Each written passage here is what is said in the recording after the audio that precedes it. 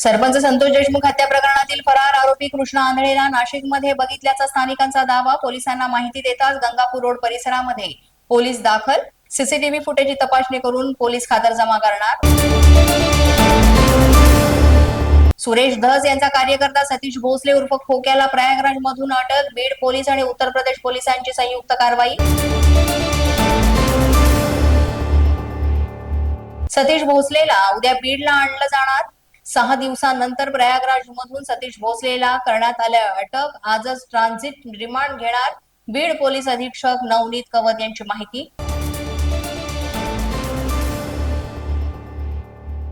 सतीश भोसले उर्फ खोक्याचा पाय आणखी खोलात. भोसले विरोधामध्ये एनडीपीएस कायद्याअंतर्गत कलम 20 नुसार गुन्हा दाखल. भोसलेच्या घरातून 8 मार्चला वनविभाग आणि पोलिसांकडून गांजा जप्त.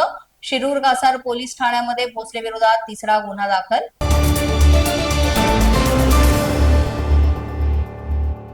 सतीश भोसलेला अटक ही चांगली बातमी. कायद्यानुसार खोक्यावर कारवाई होईल. सुरेश धस यांची प्रतिक्रिया.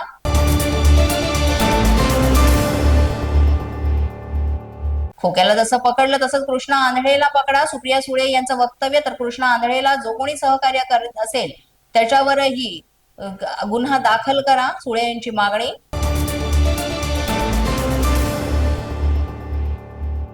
पक्षश्रेष्ठींनी आमदार धस यांना समज द्यावी. भाजपची राष्ट्रीय नेता असूनही धस बेथेट आरोप कसे करतात? एका वृत्तपत्राला दिलेल्या मुलाखतीत पंकजा मुंडेंचं विधान. वैयक्तिक टीका आरोप केलेले मला चालणार नाहीत. पंकजा मुंडे यांचा सुरेश धस यांना इशारा. पक्षश्रेष्ठींनी समज द्यावी. पंकजा मुंडे यांचं वक्तव्य. आपण देखील केंद्रीय नेतृत्वाकडे लेखी तक्रार करणार. सुरेश धस यांची पंकजा मुंडे यांच्या तक्रारीवर प्रतिक्रिया. तर आष्टी विधानसभामध्ये भाजपा उमेदवार सोडून शिट्टीच्या उमेदवाराचा प्रचार. पंकजा मुंडे यांनी केला धसांचा आरोप.